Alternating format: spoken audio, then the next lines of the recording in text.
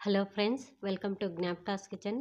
ఈరోజు మన జ్ఞాపకాస్ కిచెన్లో ప్రెషర్ కుక్కర్లో చాలా ఈజీ ప్రాసెస్లో పన్నీర్ బిర్యానీని ప్రిపేర్ చేస్తున్నాను. చాలా సింపుల్గా తయారు చేసుకోవచ్చు. ఇంటికి ఎవరైనా గెస్ట్లు వచ్చినప్పుడు, అలాగే స్పెషల్ డేస్లో కూడా ఈ విధంగా పన్నీర్ బిర్యానీ చేసుకుంటే చాలా ఫ్లేవర్ఫుల్గా ఎంతో బాగుంటుంది. ఇందులోకి నేను కాంబినేషన్గా ఆలు కుర్మానైతే ప్రిపేర్ చేశాను. ఇంకా ఈ బిర్యానీలోకి ఏదైనా గ్రేవీ కర్రీ అయినా కూడా టేస్ట్ చాలా బాగుంటుంది. ఇప్పుడు ప్రిపరేషన్ స్టార్ట్ చేసేద్దాము. ఇక్కడ నేను 2 గ్లాసులు బాస్మతి రైస్ని తీసుకున్నాను. ఈ బియ్యాన్ని 2 సార్లు బాగా కడిగి అరగంట పాటు నానబెట్టుకోవాలి. మీరు కావాలంటే నార్మల్ రైస్తో కూడా చేసుకోవచ్చు. బియ్యం నానేలోపు మిగతా ప్రాసెస్ ఏంటో చూద్దాము. పన్నీర్ బిర్యానీ కోసం నేను 200 గ్రామ్స్ పన్నీర్ని అయితే తీసుకున్నాను. దీన్ని ఈ విధంగా మరీ పెద్దగా మరీ చిన్నగా కాకుండా క్యూబ్స్ లాగా ఈ సైజులో కట్ చేసి తీసుకోవాలి.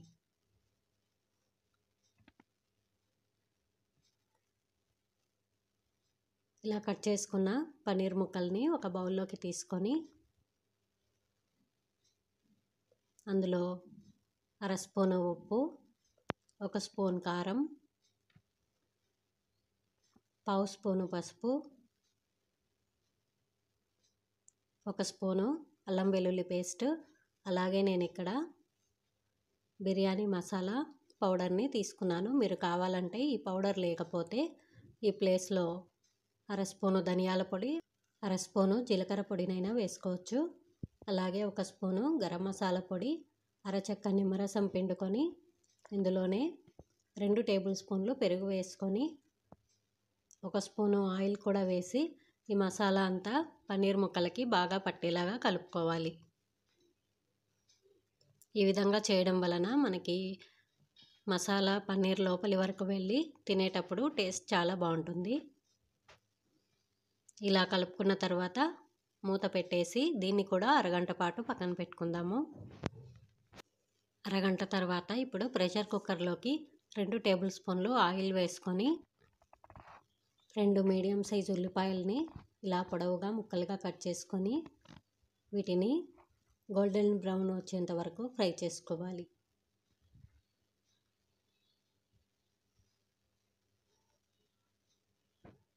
ఇలా కలుపుకుంటూ ఉల్లిపాయలు మాడిపోకుండా బ్రౌన్ కలర్లోకి వచ్చేదాకా ఫ్రై చేసుకొని ఇలా బ్రౌన్ కలర్ వచ్చాక వీటిని పక్కకు తీసి పెట్టుకుందాం.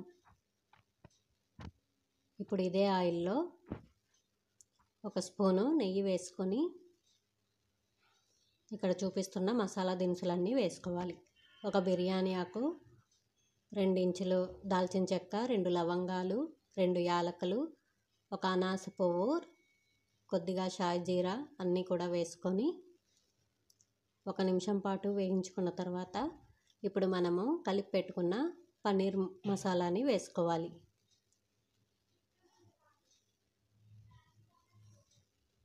ఈ పన్నీర్ని కూడా 1 నిమిషం పాటు ఫ్రై చేసుకొని ఇప్పుడు దీంట్లో మనము నానబెట్టి ఉంచుకున్న రైస్ వేసుకోవాలి. రైస్ మొత్తం ఒకేసారి వేయకుండా ముందు సగం వేసుకొని ఈ విధంగా ఈవెన్గా సర్దేసుకొని మనము ఆనియన్స్ ఫ్రై చేసుకున్నాం కదా, వాటిని కూడా సగం వేసుకోవాలి. వీటిపైన కొద్దిగా సన్నగా తరిగిన కొత్తిమీర, కొంచెం పుదీనా ఆకులు కూడా వేసి దీనిపైన మరొక లేయరు రైస్ వేసుకోవాలి. వేసిన తర్వాత 1.5 స్పూను ఉప్పు వేసి 1 స్పూను నేను ఇందాక చూపించిన బిర్యానీ మసాలా పొడి వేసి, లేదంటే ధనియాలు, కొంచెం జీలకర్ర పొడి వేసుకొని కొద్దిగా గరం మసాలా పొడి కూడా వేసి మిగిలిన ఫ్రైడ్ ఆనియన్స్ని వేసి అలాగే మరి కొంచెం కొత్తిమీర పుదీనా తరుగు కూడా వేసి ఇప్పుడు 2 గ్లాసులకి 2 గ్లాసుల బియ్యం తీసుకుంటే దానికి 3 గ్లాసులు నీళ్లు పోసుకోవాలి. మనం ఆల్రెడీ అరగంట పాటు నానబెట్టుకున్నాం కాబట్టి 1 గ్లాస్కి 1.5 గ్లాస్ నీళ్ళు అయితే సరిపోతాయి. అదే మీరు నార్మల్ రైస్తో చేస్తుంటే 1కి 2 గ్లాసుల నీళ్ళు అయితే తీసుకోవాలి. అన్నీ వేసుకున్న తర్వాత కొద్దిగా నెయ్యి వేసుకొని మూత పెట్టేసి మీడియం ఫ్లేమ్లో 2 విజిల్స్ వచ్చేంత వరకు ఉడికించుకోవాలి. మరీ ఎక్కువగా అవసరం లేదు, 2 విజిల్స్ వస్తే సరిపోతుంది. ప్రెషర్ అంతా పోయాక మూత తీసి చూద్దాము.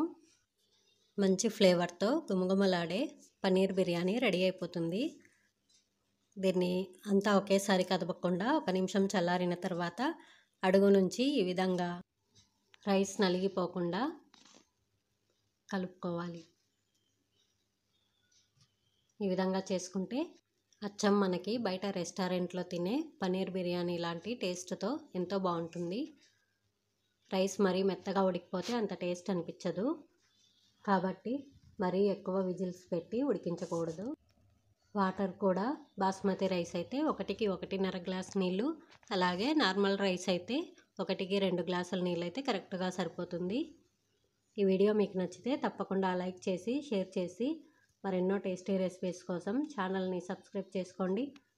బెల్ బటన్ని కూడా ఆన్ చేసి పెట్టండి. Thanks for watching.